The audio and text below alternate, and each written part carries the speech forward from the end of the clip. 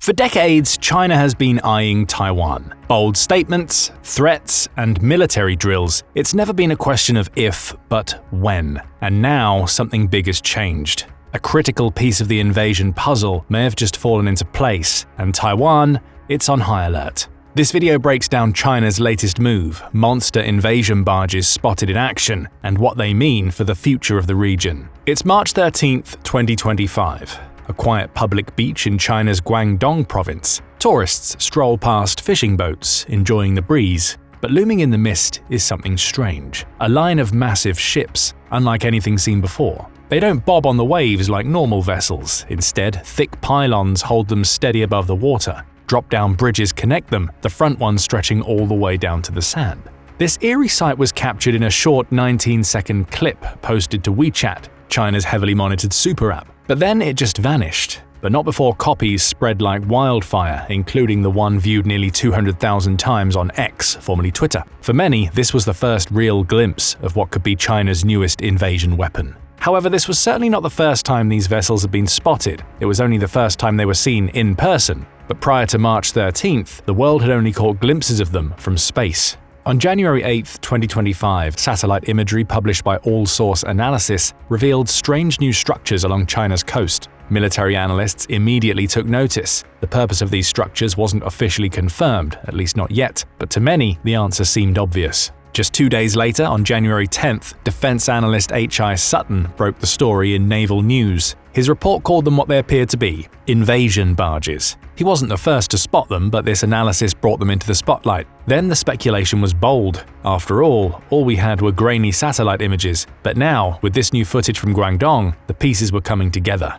We now know that there were 3 barges filmed on Nansan Island, located off Zhangjiang, over 200 nautical miles southwest of Guangzhou. The barges arrived there late in February, though their exact journey remains unclear. Did they travel under their own power? Were they towed? Or transported by heavy lift vessels? We don't know for sure, but what's clear is that these barges made their way to an area tied closely to China's amphibious forces. The barges stayed on Nansan Island between February 27th and March 22nd, during which the People's Liberation Army, or PLA for short, used them to conduct a series of tests. At least 2 civilian roll-on, roll-off ferries were seen connecting to the barges, likely simulating loading and unloading operations. These tests were important as they showed that the barges could support the movement of troops, tanks, and other heavy equipment. Essentially, they gave insight into how these barges could be used in an actual invasion scenario, though the beach they were tested on was fairly mild, likely chosen for ease of operation. In reality, these barges would be used on Taiwan's rockier, steeper beaches. But the ferries weren't the only vessels accompanying the barges. They were also escorted by at least 2 civilian ships, with other vessels, some labeled as fishing boats, circling behind. This suggests a practice exercise where boats ran interference, likely to simulate the chaos of a real invasion.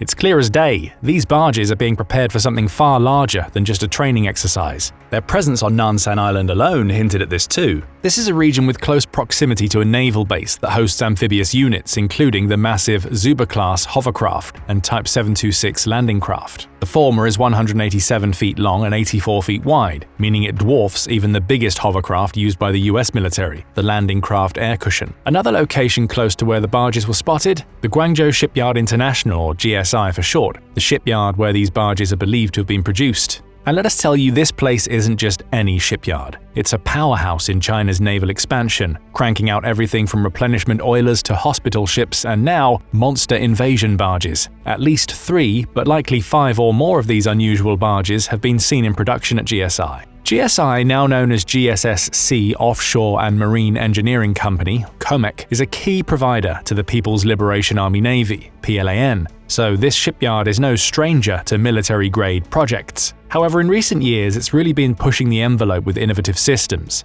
Take the Jari USV-A, also known as Orca, as an example. This large, optionally crewed vessel is designed for drones and equipped with everything from a vertical launch system to a retractable main gun. Oh, and a helipad. So when we see these barges coming out of GSI, it's not surprising the shipyard has got the tech and the track record to back it up. But what makes these barges so special?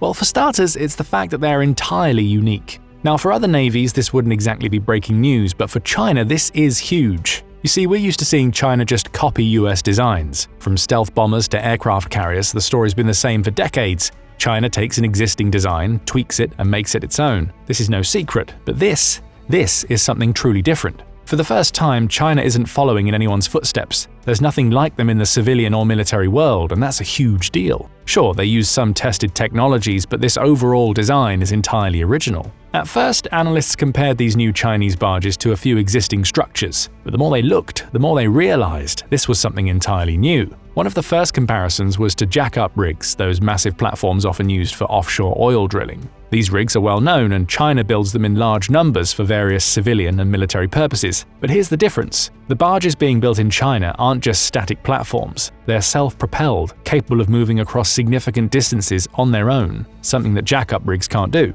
Traditional jack-up rigs are stationary and serve a more limited purpose. Next, some analysts pointed to the US Navy's Joint Logistics Over-the-Shore (JLOTS) program, which uses amphibious-ready groups LHA, LHD, LPD, LSD to deliver cargo to shore. However, this comparison doesn't quite hold water. While JLOTS relies on floating causeways, piers, and slower connectors like landing craft or crane ships, the Chinese barges are designed to be much faster, more mobile, and self-sufficient, a critical difference in any military operation. Some experts even looked back at the Mulberry harbors of World War II, which were used during the Normandy landings. These ad hoc harbors were made of sunken ships and concrete blocks, designed to help unload cargo when no ports were available. But while Mulberry harbors were slow to set up and primarily served to offload large ships onto beachheads already captured, the Chinese barges offer a smarter solution. Instead of being massive floating ports, they function as mobile landing platforms, designed to open up new beaches, those that are inaccessible to traditional landing craft. So while these barges may seem like a nod to history, they're a significant evolution.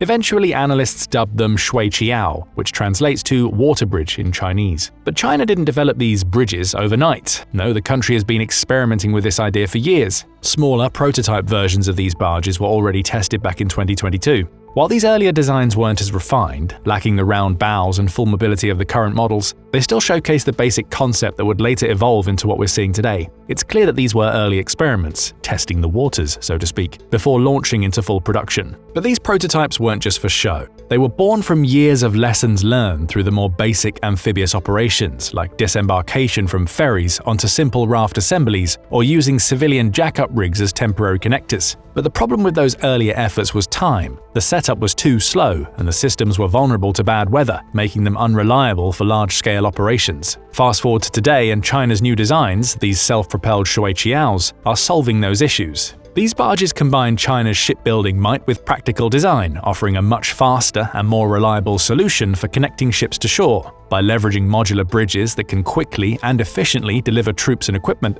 China has created a purpose-built system that's far superior to previous makeshift solutions. And these barges aren't just quick to set up, they're also fast to produce. According to Jason Wang, the CEO of Ingenispace, a geospatial analysis company, China needs between 4 and 6 months to produce these ships and get them into theater. And that's not all. China can also iterate and improve on their designs faster than anyone else, which gives the country a huge edge in the fast-moving world of military tech. With all of this talk of speed and innovation, you're probably wondering, what exactly has the fastest-growing navy in the world managed to create? What does a nation with unmatched shipbuilding power have up its sleeve when it comes to these barges? Well, let's take a closer look at the design, because what China's pulled off here is unlike anything we've seen before. First up, the stern loading ramps. At the back of these barges, you'll find a self-supporting loading ramp. This is an open platform that allows other ships to dock and unload, making it a key part of how these barges operate. Among the ships that can unload are China's civilian roll-on, roll-off ferries, as mentioned earlier. While these ferries are civilian vessels, they're built to a unique specification, allowing them to carry heavy military equipment like tanks, something Western ferries aren't equipped to do.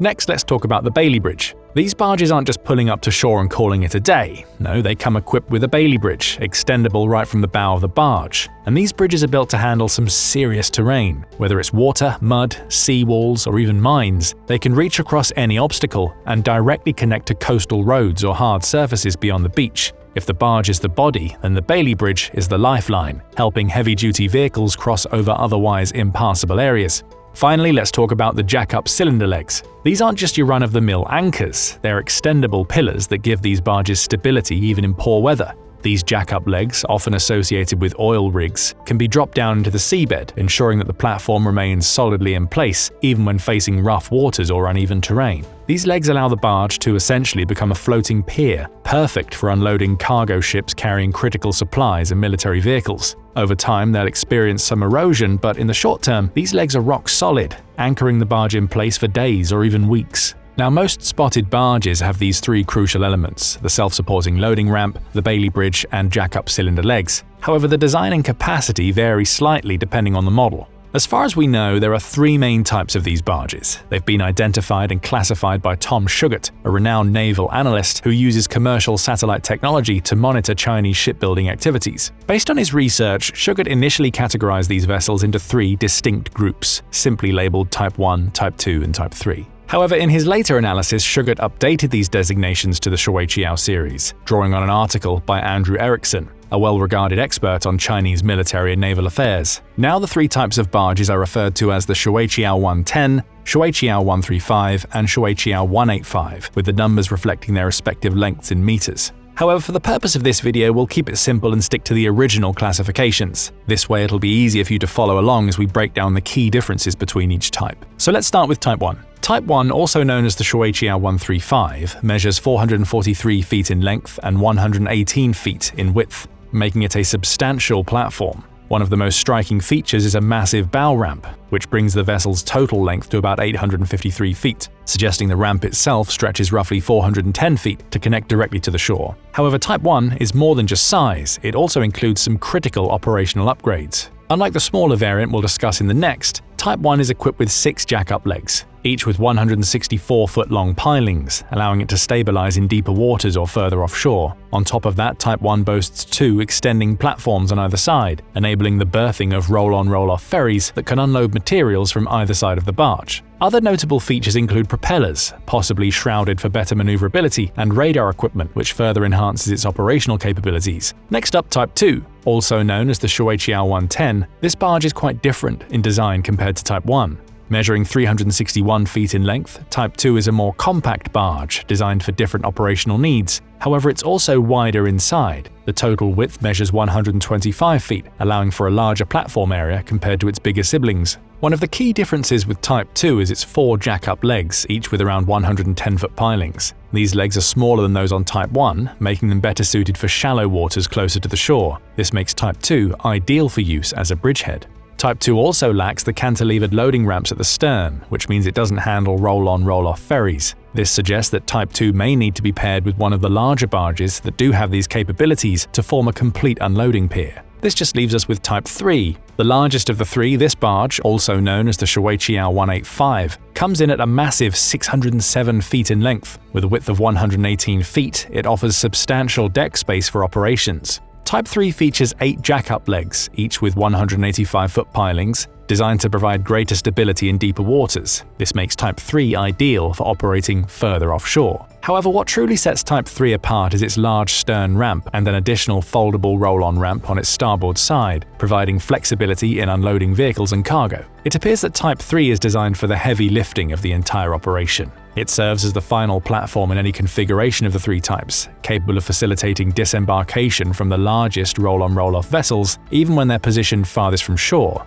This allows it to handle large-scale amphibious operations, ensuring a smooth and efficient flow of personnel and equipment from ship to land. From these explanations alone, you can probably tell that these barges were designed to work together as a cohesive system. However, the purpose and the need for different sizes weren't obvious at first. The confusion came from the fact that Type 2, the smallest of the three, had a very different design compared to the larger Type 1 and Type 3. Unlike the other two, Type 2 lacked the loading ramps at the stern, which led people to assume that it was a completely different type of vessel meant for a different kind of operation. In reality, Type 2's main role is to serve as a direct access point to the beach, working in combination with Type 1 or Type 3, which have ramps to unload vehicles and cargo. Type 2's design is optimized for shallow waters and is likely not used to berth ships, making it a crucial piece of the puzzle when the barges are deployed together in an operation. When this puzzle is completely assembled, China gets a 2,690-foot relocatable pier that can be quickly deployed to support large-scale amphibious operations. The combination of the different types of barges ensures that no matter the terrain or conditions of the target shore, China can establish a robust and adaptable landing zone. This capability fundamentally changes the logistics of amphibious warfare, providing a level of mobility and power projection that's difficult to counter,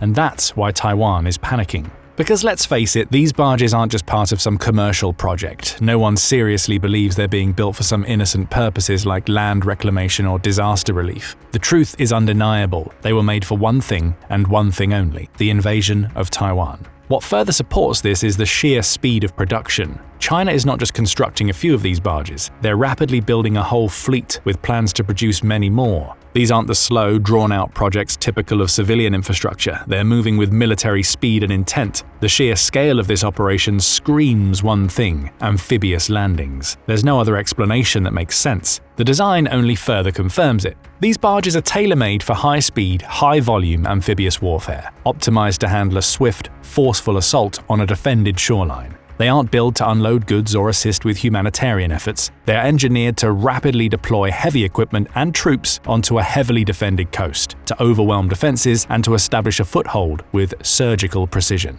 And now they're seen in person and tested, which can only mean one thing: the invasion of Taiwan is imminent. Just like the build-up we saw before Russia's full-scale invasion of Ukraine in 2022, where defense experts noted all the indicators pointing toward war despite some political analysts dismissing it, we're seeing similar patterns here. It's not just speculation anymore. The construction of these specialized barges in such large numbers, with multiple designs, isn't just a coincidence. It's a clear signal of active preparations for an invasion made possible precisely by these barges. What do we mean by that? Well, for decades, Taiwan's defense strategy relied on the assumption that China would have to land its forces on a small number of beaches suitable for amphibious assaults, beaches that could be heavily fortified and defended. But these new platforms throw that entire playbook out the window.